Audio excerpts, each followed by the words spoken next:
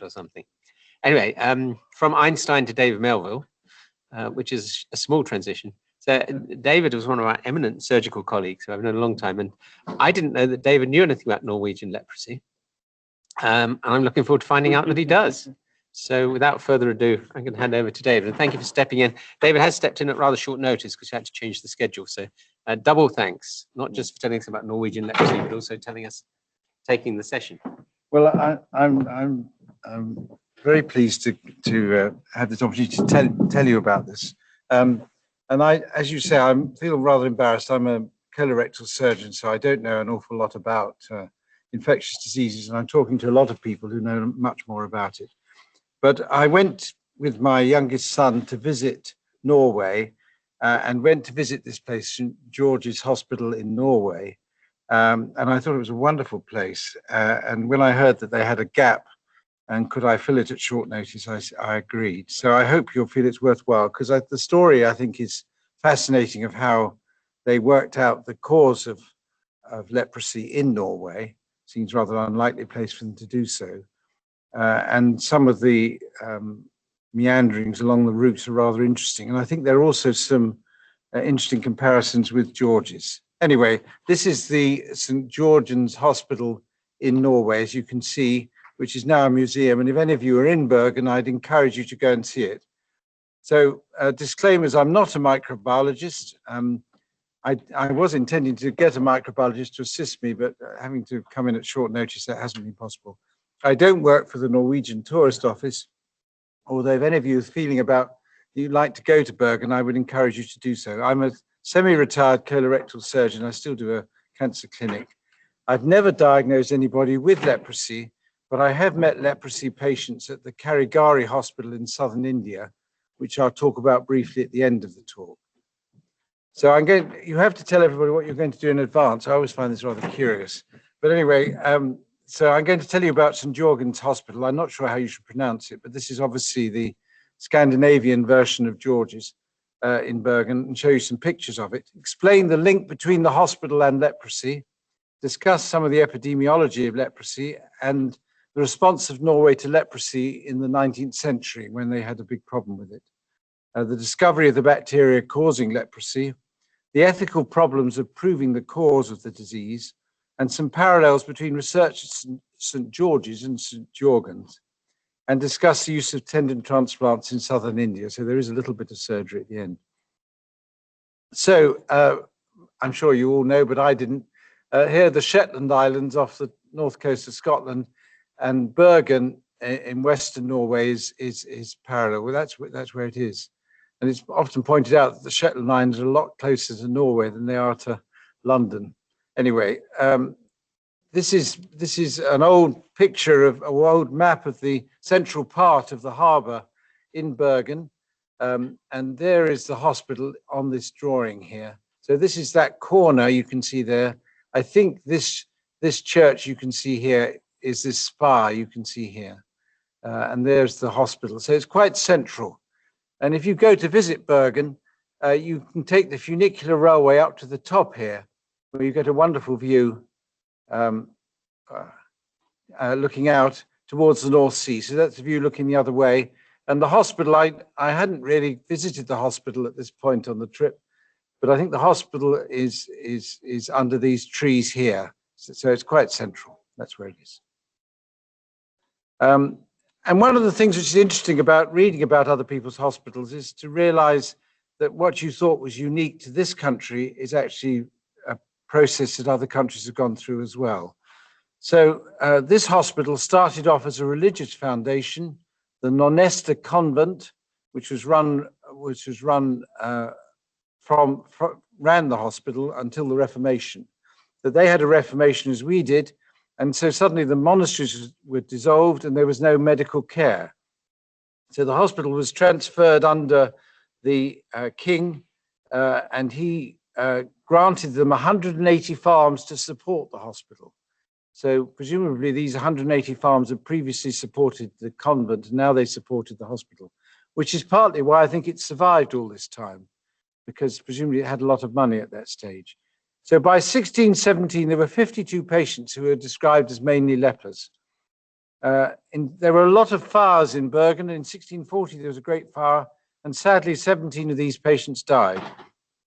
In 1700, 7/8 of the town was destroyed in a fire, and they rebuilt the hospital, but it was all thrown up in rather a ramshackle way. So they rebuilt it in 1754. So the hospital you can visit now, the St. Jorgens in Bergen, is from 1754. Now, so if you look at the history of London hospitals, it's a similar story. There were the two great voluntary general hospitals in London, which both started off as religious institutions. St. Bartholomew's was founded in 1123, so they had their 900th anniversary. 900th anniversary, extraordinary, last year. It was run originally from the Priory Church of St. Bartholomew's the Great, which I would encourage you to go and visit. Most of the churches in London got burnt down in the Great Fire, but this one survived. So there are these wonderful Norman arches you can go and see. And when you go and visit, they point out this window here. I don't know if you can see that window there, which was part of the institution that ran the hospital from that Priory Church. So this was the original Priory Church that ran the hospital. So do go and visit St. Bartholomew's the Great. Along comes Henry VIII, dissolves the monasteries. There's no medical care. So they eventually persuaded him to refound the hospital. And so the hospital duly put up a Henry VIII gate, which is the entrance to the hospital. So there he is. I feel he doesn't really deserve it. But anyway, there he is on the top of the tower there. St. Thomas's maybe started 50 years later down in Southwark, and again had to be refounded after the dissolution of the monasteries by Edward VI, Henry VIII's son, in 1551. That hospital was originally down by London Bridge, but and you'll find Guy's Hospital is in St. Thomas's Street, because that's where St. Thomas's was. It had to move because of the railway being constructed through from London Bridge to Waterloo. So it ended up opposite the Houses of Parliament, which is where St. Thomas. So these were the two big voluntary general hospitals. But by the 18th century, there was a shortage of care in London. And so St. George's and Westminster Hospital were both founded in the early 1700s. Westminster in 1720, which is now part of Chelsea and Westminster in a different site, and St. George's in 1733. So these, and there's of course the St. George's with the name still above the entrance, even though it's now a swanky hotel at Hyde Park Corner. And so this is the hospital you can visit in Bergen, and it's rather wonderful, rather beautiful, I think. What I find interesting is that a lot of English hospitals were based on Florence Nightingale's pattern. She came back from the Crimea War and said we needed to have big open wards with lots of fresh air flowing through them. So they had this system of building wards, which you're familiar with in a lot of our hospitals. But these are single rooms, aren't they? So single rooms aren't a new idea. You've got them there on the ward. And of course, they're rather good for infectious diseases. As we know, we have an infectious disease ward here on a single room principle. And there's more single rooms upstairs. So this is the wonderful ward. And that's that building seen from the outside from the quadrangle. This is the garden behind and the guide showing people around. Of course, in those days, there was a herb garden where a lot of the medicines came from. And this is the chapel, which delights me because I love Bach's music. And this is a Lutheran chapel, which dates from just about the time when he died, 1750.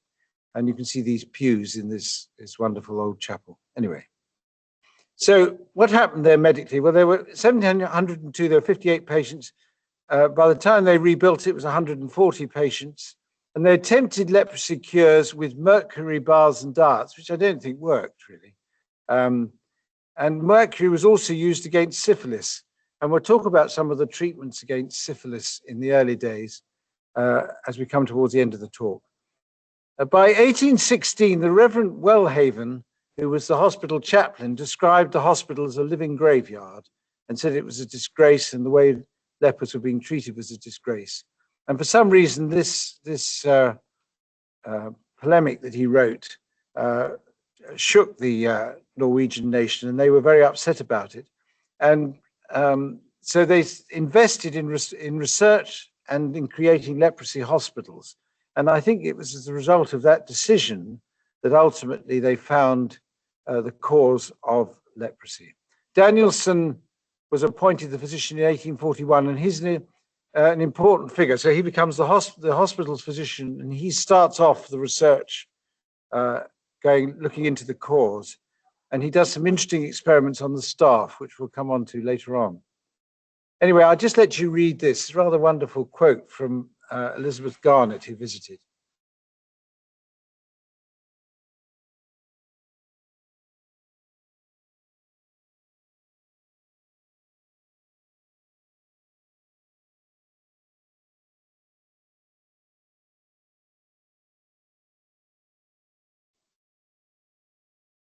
So at that point in time,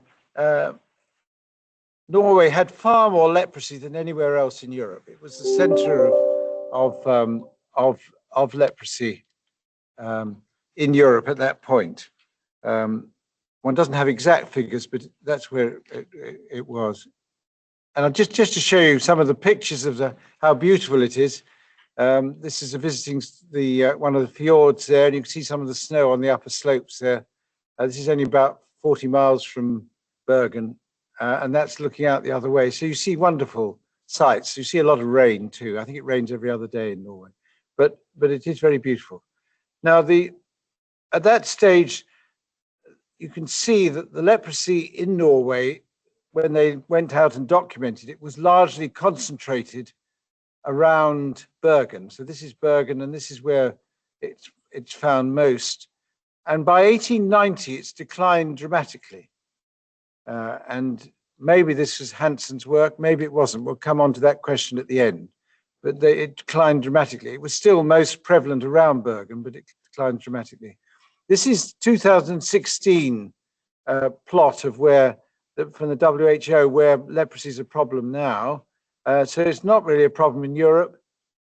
It's still a big problem in Brazil, still a big problem in India, and I'll list the other countries which are important in the high instance of leprosy. The diagnosis is very confusing because the Bible in Leviticus, you have Yahweh spoke to Moses, this shall be the law of the leper, and he lays down all sorts of things that should happen to the leper. And of course, Jesus goes on is described in the New Testament as curing lepers. But that leprosy includes all sorts of skin diseases with whitening or splotty bleaching of the skin, etc. So this was all sorts of diseases. Whereas now we have this definition, a long-term infection by the bacterium, mycobacterium. This is from Wikipedia. So when you look at the incidence figures, it's difficult to know what disease exactly people were talking about.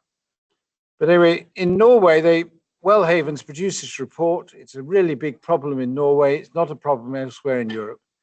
They establish a doctor's post. Burke and Danielson start studying the disease, and they build new leprosy hospitals. And they describe two types of the condition, which they still talk about: a lepromatous or nodular form, which has a lot of organisms and a low immune response, and a tuberculoid or anesthetic form. And these are a couple of horrible pictures from Norway at that time. This is of a patient, Ollie Grove, enters the hospital in 1880, dies in 1885. You didn't live long with this nodular or lepromatous form. I think that 5 years is quite a long time for that form to live. But this was more the tuberculoid form. And this patient, you see, enters the hospital in 1857 and lives for nearly 30 years. So these are two black and white pictures of these two forms of leprosy. And one of the problems, often there's limb injury, which they used to think was due to the bacteria eating away the limb. But later on, as we'll describe in India, it was worked out that it was actually the anesthesia that the leprosy caused, which led people to injure their limbs because they couldn't feel that they were injuring them. There's also a group which I haven't talked about, borderline, and that borderline is subdivided into 3 further groups. So you can end up with 5 groups if you wish, but anyway.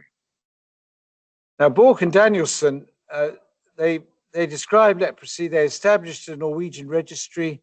They noted that the disease ran in families and that the healthy staff at the hospital didn't contract the disease. And that's continued to be the pattern. When I went to visit the hospital in India, they said that they'd never had a case of somebody working in the hospital contracting the leprosy. So it's very unusual for people to catch the disease from lepers, despite the descriptions in the Bible. And they also noted that patients who were in the hospital with other conditions didn't tend to contract it. So they concluded that the disease is inherited. So you might think that they've been rather silly, but of course, as time's gone on, they've noted firstly that only 1 in 20 people who are infected with leprosy will develop it. And this has to do with various genes that control your immune response. So in a sense, they were right. There is a familial element that may have contributed to why it was so prevalent in Bergen at that time. Anyway, they established these hospitals, these leprosy hospitals, which sounds a lovely idea that you're going to look after these poor lepers. But in fact, it's not quite as nice as it sounds, because as we know, there wasn't much treatment for them. In many ways, they were better cared for by their own families. And really, this was aimed at separating them from the rest of the community. Now, once they worked out it was an infectious disorder, that was to separate other people from the infectious disorder. But initially, it was to stop them procreating. They wanted them to go off to the hospitals early on so that they couldn't procreate and continue the disease in the community. So it's slightly sinister, and they forced them to go into these institutions. Now, the story moves here to Suriname in the north coast of South America and Holland. And the reason being that leprosy was prevalent amongst the slaves. This was a slaving nation. They were running sugar plantation, and the slaves had a high instance of leprosy. And what the Dutch chose to do was to segregate them away from the rest of the community. So this is Dr. Charles Louis Landry. Now, he changes his name to Drognet Landry, and I'll explain why he changes his name. So he emigrated to Suriname in 1840, and he married Wilhelmina Kamerling, the daughter of a sugar plantation owner. And he worked as a city doctor, but he also had to go and look at the slaves and see whether they got leprosy. And the incidence was very high amongst the slaves. And tragedy struck because their fourth son, Charles's fourth son, who was called Drognet, developed leprosy when he was age 3 and died when he was 12. So presumably, father going to see the slaves and assess them had caught it. He wasn't infected himself, but he passed it on to his young son, who then dies. And the family were devastated, and they actually got the Dutch government to agree to change their surname, which is how he ends up as Drognet Landry, because they incorporated the son's name. And the family changed their name. He noticed that leprosy was brought by slaves from Africa, that the Europeans developed it in contact with the slaves, but the Native Americans, who had little contact with the slaves, didn't develop it. So he supported quarantine and isolation, and he also described 12 families where similar things to his own had happened.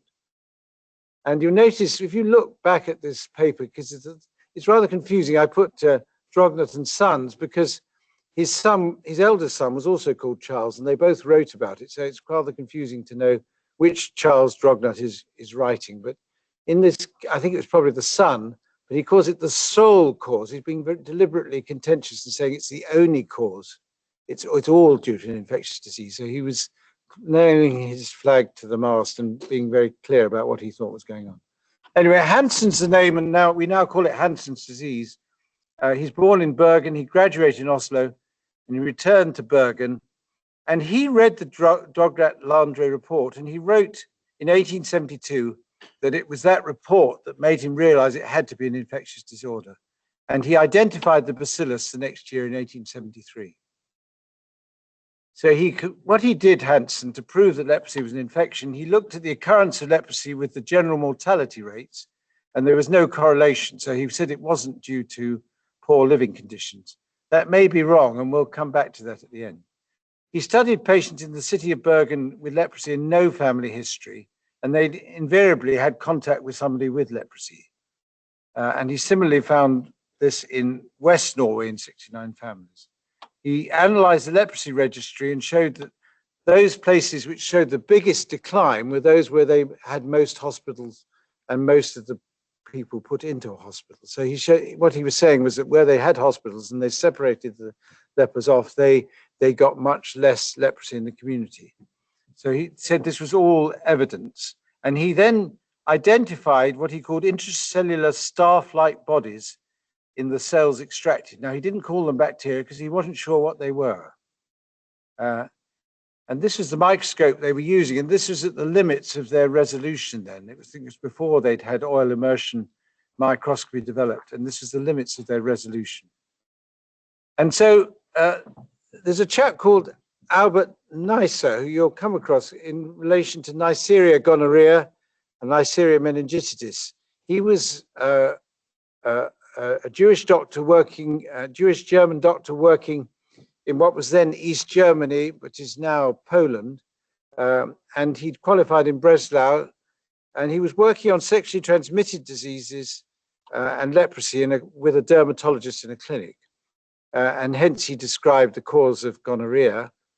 But he also was interested in leprosy, so he came up to Norway and examined the patients, and he also got some of these samples from these nodules, and he took them away. He couldn't stain them while he was there, but he took them away, and he managed to stain them. So here are some of these stains. This is I don't know what he stained them with originally, but by traditionally it's stained with carbofluoxin in the Zeal-Nielsen stain. But now apparently they're moving over to the Fight Farako stain. But anyway, he managed to stain some of the leprosy. So this is great. This is progress. Except there's now a big falling out, because Neisseria decides to describe what he's found and publish it, and says he's found the cause of leprosy, but doesn't mention Hansen. So Hansen's very cross about this. So it not only is a personal falling out, but there's also sort of national pride, because the Norwegians think that they've sorted it all out. And now the Germans are muscling in. So there was a big falling out, and there were lots of rows. So it's interesting. So this still goes on, as we know. So there was a big falling out over who was going to get the Nobel Prize. Koch, who was the father of bacteriology, had worked with Neisser. They were in a similar area in Germany, and they were working together. And he demonstrated the transmission of anthrax. He'd cultured bacteria on agar, and he transmitted diseases by injecting it into the eye. Now, I mentioned that because this is what Hansen did. Before you notice that, Danielson, who I mentioned earlier on as one of the people who was interested in this disease, he inoculated blood from leprous patients into himself and into 5 other staff at the hospital. I don't know whether you get that through the ethics committee now. I doubt it. But anyway, he tried it. It's not reputed to have done them any harm. Certainly they didn't get leprosy. But it's interesting that, so he obviously, although he described it as being an inherited disorder, he obviously is thinking it might be otherwise.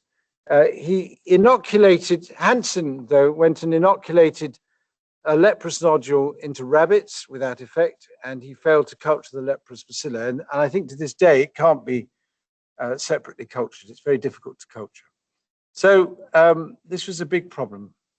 And just to point out on a more recent level, sometimes trying to prove something's an infectious disease can be very troublesome. People still do these sort of tricks. And I don't know if the medical students are familiar with Warren and Marshall, but they were the people who showed that ulcers in the stomach were also due to bacteria. But they, again, had trouble proving it. The first paper where they managed to culture it, the Australian Gastroenterological Society wouldn't publish it. And they were having trouble growing it in piglets. So Marshall had a gastroscopy and then drunk a broth of Helicobacter and showed that he, a couple of weeks later, had a good going gastritis, demonstrating that that's what it did. So people still have to get up to these tricks. So he's a professor in Western Australia. Anyway, let's come back to Hansen. Hansen was desperate to prove that it was an infectious disease. So he took a patient, Carrie Nielsatter Spitzoen, who was in this institution. She already had leprosy, but what he did was he got some leprous tissue from one of these nodules and injected it into her eye. It didn't cause her to get leprosy in the eye, so it failed to demonstrate it was an infectious disorder. But it did annoy the lady because she hadn't given her consent. So she complained to the chaplain, who then complained to the authorities, and they prosecuted him. And this is a very sort of modern fudge, because the court found him guilty and dismissed him from the hospital. But obviously the state quite liked what he was up to with sorting out leprosy. So he remained chief medical officer for leprosy.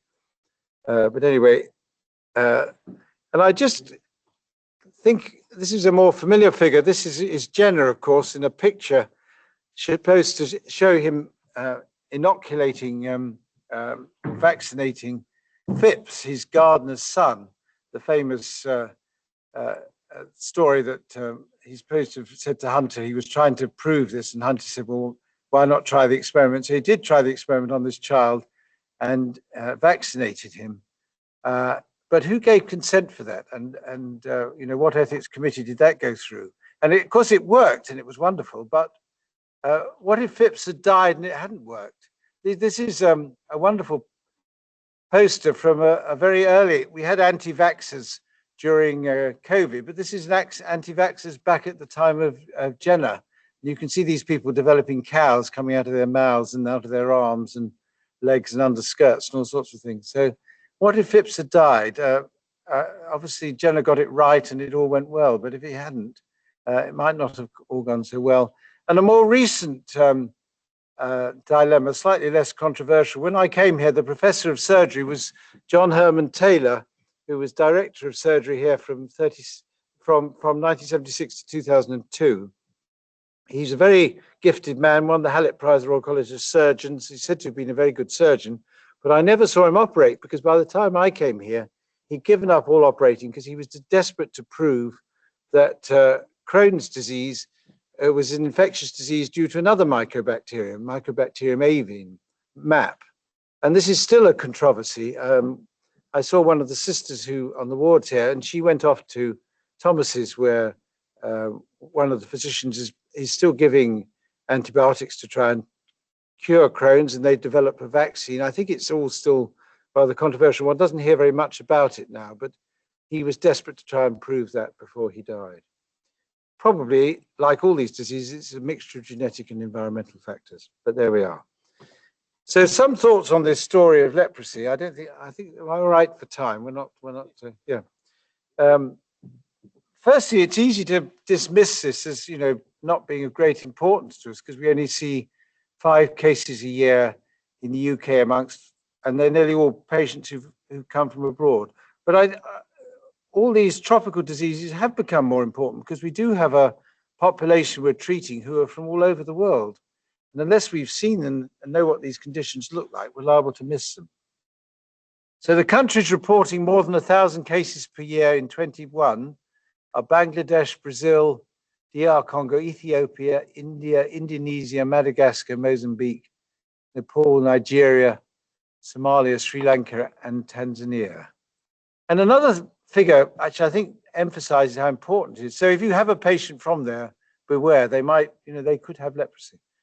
1994, 2014, those 20 years, 16 million people worldwide have been cured of leprosy. So it's still a huge problem worldwide.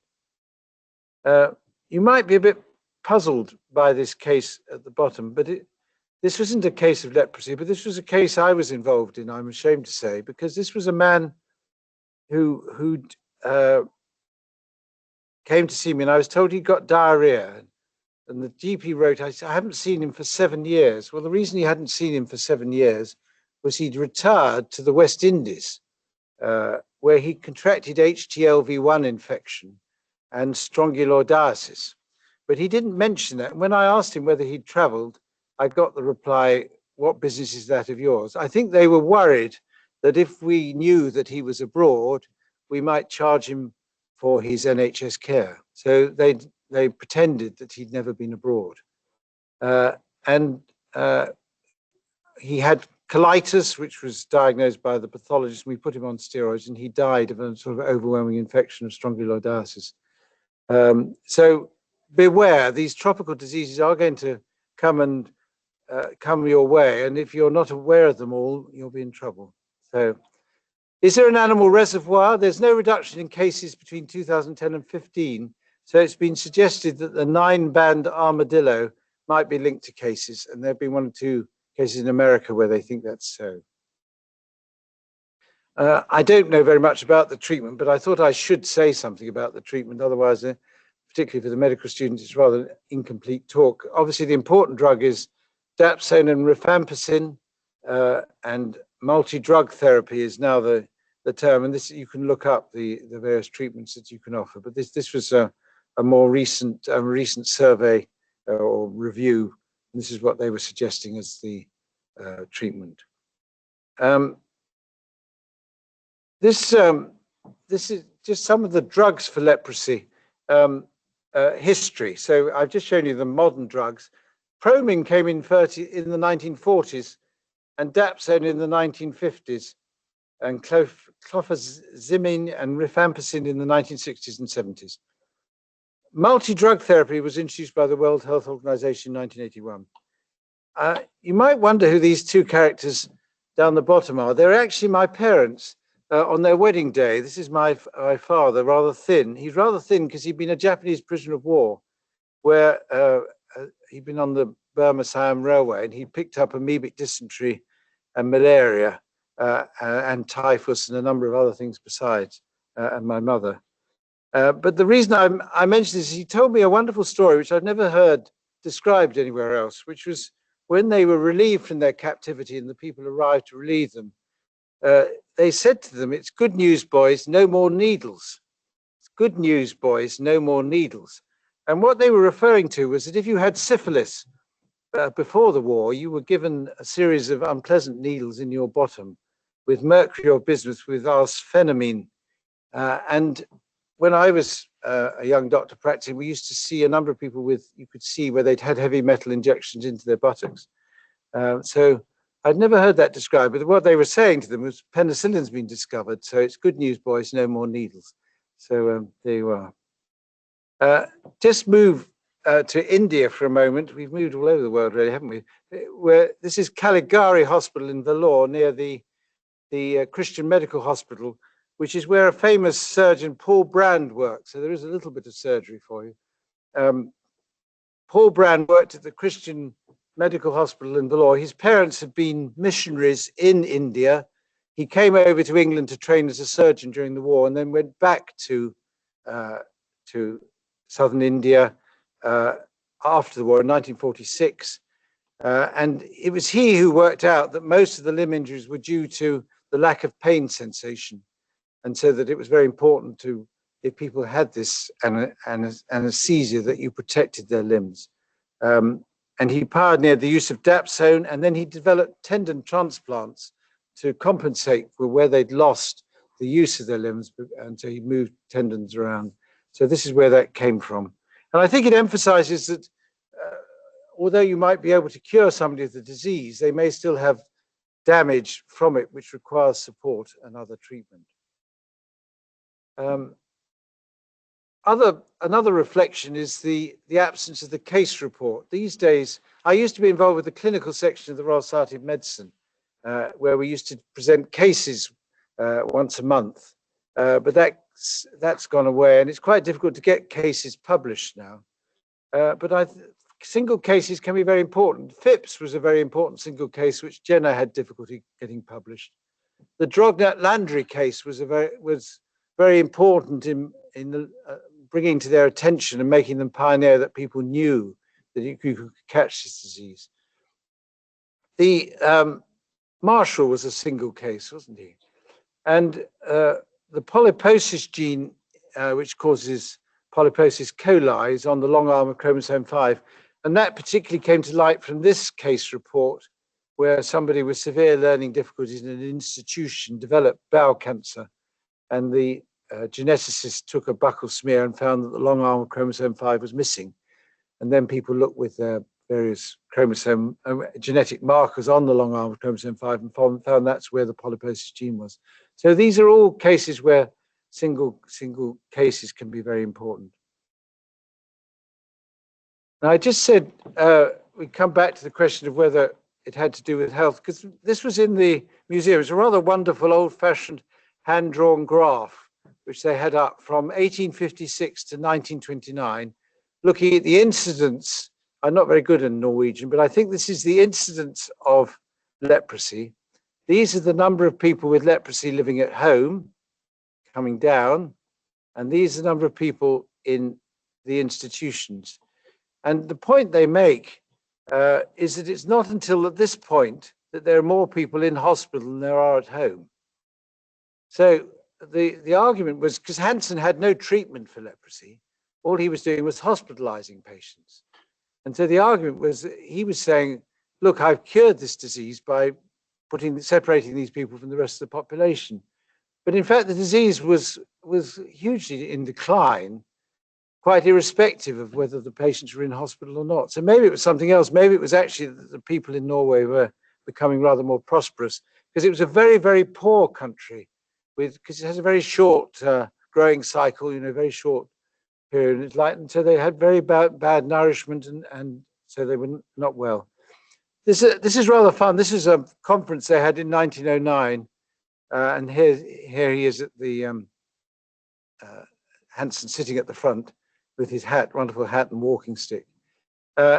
This is a bedroom in the hospital I showed you, and the last patient died in 1946, having been admitted in 1891. So she'd spent over 50 years, 55 years in the hospital.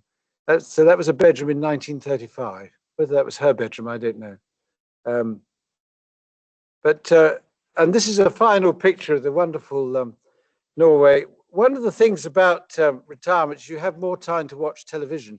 And so if any of you got any time to watch television, I'd recommend this wonderful series about the state of happiness, which tells the story of how Norway, which was a very poor country, diverted the oil monies, a certain percentage of them, unlike the UK, into a national fund, so that they now have the largest per head of capita national fund. So it's now a very wealthy country because of their decision. And it's the story is very wonderfully told in this series.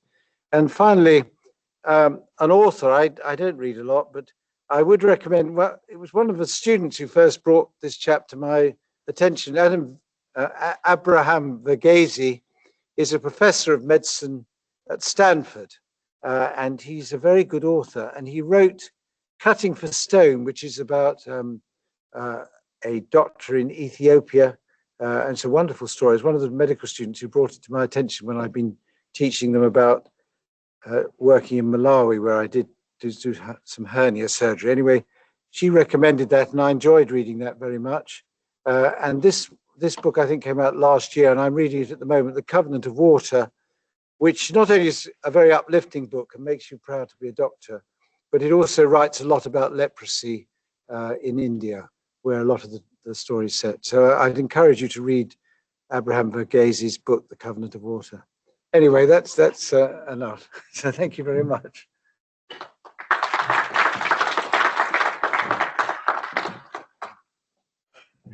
Thank you, David. Let's just try and get out of here. And I'm going to turn chat on. I can. I'm hoping we're still visible on screen. You probably can't tell, can you? Dave, why don't you stay there? Because hopefully you'll still be on screen, which is hard to tell when we can't see it. Yeah, what a tour de force. Thank you so much. I mean, I think the phrase that came to mind when you were talking was "only connect." Just that ability of key people to make connections that led to these huge discoveries and huge developments, but also the history of false connections. Yes. And I think what your talk did was connected so many different strands in such an amazing way. It's I think it shows us the importance of thinking outside the box and connecting. So thank you so much. And I learned so much infectious diseases from a colorectal surgeon that I'm dead impressed, either with your knowledge or my ignorance, or a bit of both. Any questions? I've got lots of questions, but I'll let other people go first. Any questions? Any comments? I will check the chat.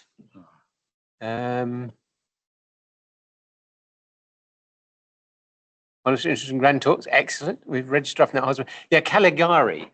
Caligari, is it? Yeah. Yes. I visited there a long time ago, and there was something about the place. You have to comment. Sorry, there was something about the place that was just, I don't know. It was very peaceful, very positive.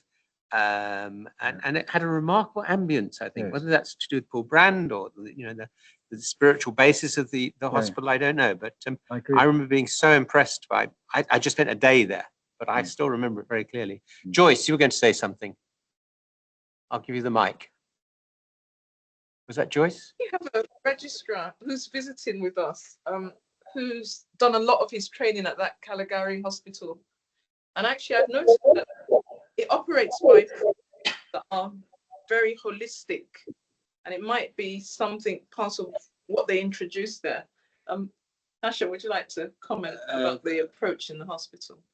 I mean, I trained at the Christian Medical College Hospital in Willow, which has a large leprosy unit, and we see a lot of patients with Hansen's there.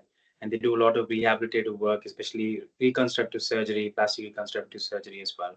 And it's a missionary hospital which has the principle of service, and a lot of the ethos from that comes from their work with leprosy. And we have worked with a lot of patients with leprosy there. But things have really improved after the reconstructive part of the treatment started, and a lot of people are rehabilitated even after severe deformative illnesses. So it's a story of hope, a story, especially there's a lot of tribal population there that are down with leprosy, and they are benefited from cutting edge medical care. Thank you.